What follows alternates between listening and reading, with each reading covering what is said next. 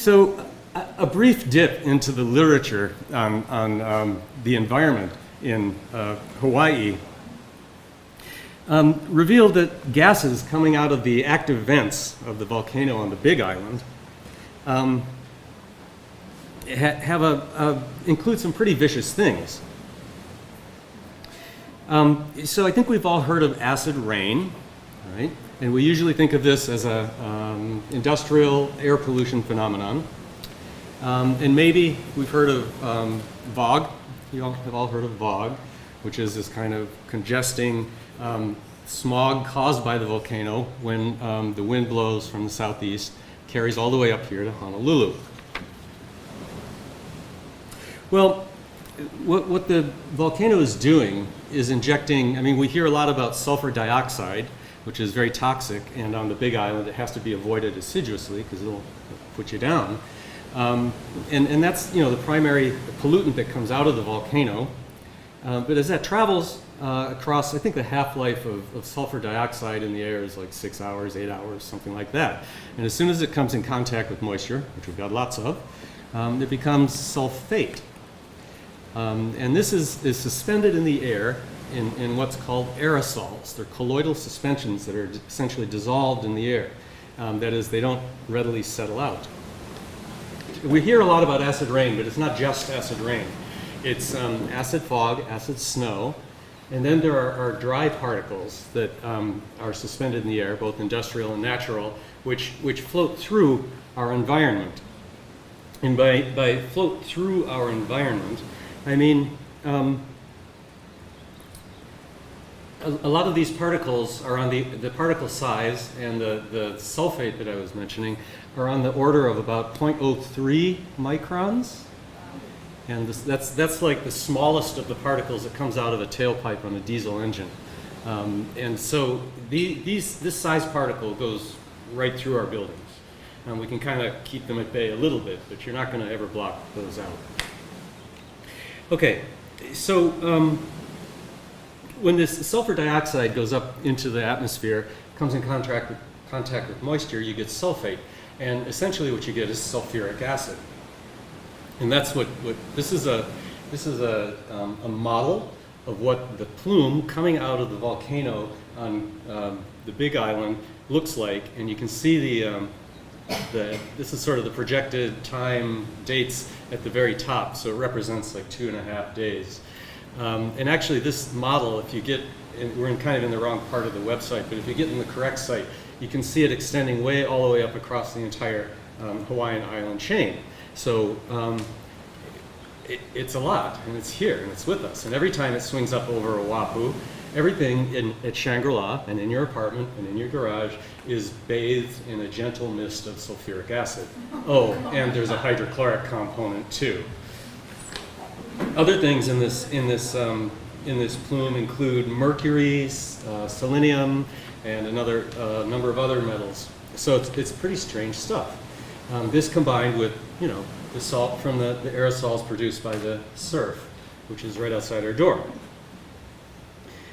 Quoting a US government website, when atmospheric moisture is abundant, these droplets combine with air and fall as acid rain, damaging plants, accelerating the rusting of metal objects such as cars, industrial and farm equipment, and building components. So there's a pH of rainwater is like 5.5. It's naturally a little bit acidic. I was looking at a study that a 4-year period of measuring rainwater in Hawaii on Big Island, average of, or a high point of 5.3, which is acidic, and a low of 3.8, which is like vinegar. I don't think, I haven't looked at the statistics yet. I'm just starting to delve into the subject.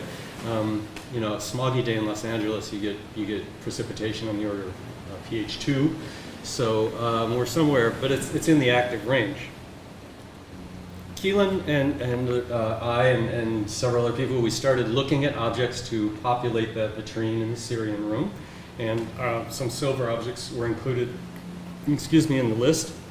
And naturally, these had to be protected from this gentle bath of aerosols. And so these pieces, while they weren't terribly corroded, were cleaned up, and then they were coated with a lacquer. And that's pretty straightforward. What's a little bit more complex were these lovely lamps, which were part of the original furnishings. They're made of copper, fairly thin, hammered copper, with enamel, that is glass, fused onto the surface. And the glass was poorly fused and poorly adhered, and the metal fairly thin. So these have been the subject of some previous treatments to consolidate the glass onto the substrate. You never get to see them up close like this. I tossed in a picture. What was of more concern to me was learning about this gentle bath of acid precipitation. I wanted to make sure that especially all the horizontal surfaces were well protected. So we paid a lot more attention to the inside, and this is a before and after picture, cleaning off whatever residue was on the surface, treating them with a corrosion inhibitor, and then putting a coat of lacquer both inside and out. And perhaps a little bit more, a thicker coat and a more thorough coat than with some of the work that had gone on here before. I throw this one in just because you can't really see them in the light in the room. So this is what they look like in sort of soft, even light. They're pretty terrific. Another class of objects that Keelan had selected for display in the vitrine were glass. And so we were going through a list of potential candidates, and we came across, among other things, this jar with a lid. And on closer inspection, we found this, which is a rather startling accumulation of this white, snowy-looking crystals. Now, this piece had been stored in a storeroom, which is what we call the wine vault. What causes crystals like that to form? What kind of conditions? And are they dangerous, or are they just something accumulating on the surface? All these questions are kind of mixed up together, like this little bit of mixed up debris that I fished out of the bottom of this lovely red piece that is in the vitrine in the Damascus room. The blue piece was cut from the list, pending further investigation. And in among all the dust and debris in the bottom are these very long, well-formed crystals. And these are the kind of crystals that form in environments where you get a kind of regular wetting, drying, which maybe the air conditioning is enhancing the formation of these crystals. But one thing we can be sure of is that every single piece we looked at had an accumulation of debris inside and outside. And all of these went into the storage without having this debris removed. This is just a dusty bit on the Roman glass vessel. This is looking down in that squat vessel. It's kind of a fun photograph with the focus down in the bottom. The little sparkly things you see are fragments of iridescence, which occurs as glass weathers. Those bits do represent loss. When those flake off, you're losing more and more of your original surface, so we don't like to see that. And then this is one of the candle holders with just stuff, just the stuff that floats around accumulating in the surface.